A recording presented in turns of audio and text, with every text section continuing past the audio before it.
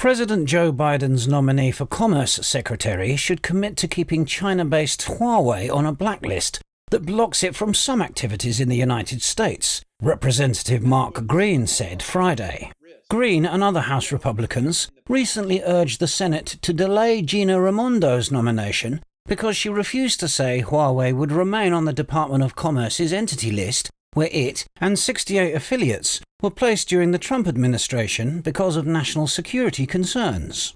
Senator Ted Cruz then placed a hold on the nomination over her reluctance to commit to the Huawei matter. Sure. So I hope that Senator Cruz will hold on until they give not assurances that they're going to consider it, but assurances that they won't allow Huawei to be a part of those networks in the United States. That's really what we want to hear.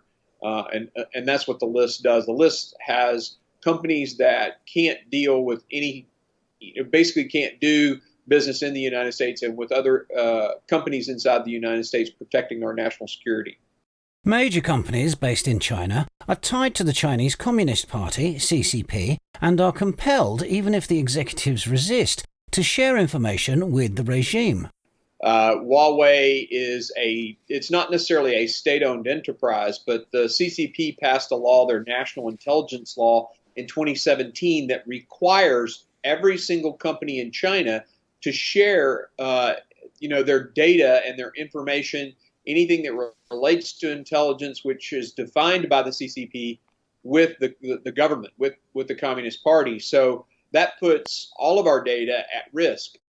The Pentagon last year listed Huawei as one of 20 companies backed by the Chinese military.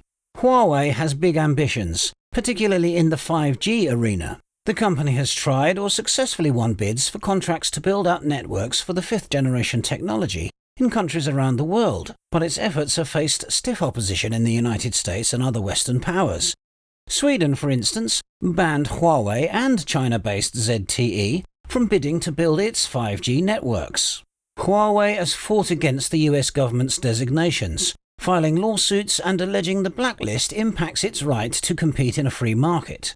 Huawei this week sued the Federal Communications Commission, FCC, over its labeling of the company as a national security threat, alleging the commission exceeded its statutory authority, violating federal law and the US Constitution. In its filing to the US Fifth Circuit Court of Appeals, obtained by the Epoch Times, the company wrote, "The order on review potentially impacts the financial interests of the telecommunications industry as a whole, including manufacturers, end users, and service providers in a broad range of industries such as internet, cellular and landline telephone, and similar telecommunications applications."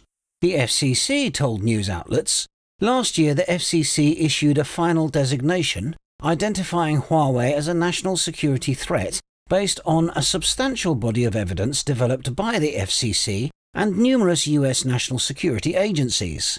"We will continue to defend that decision."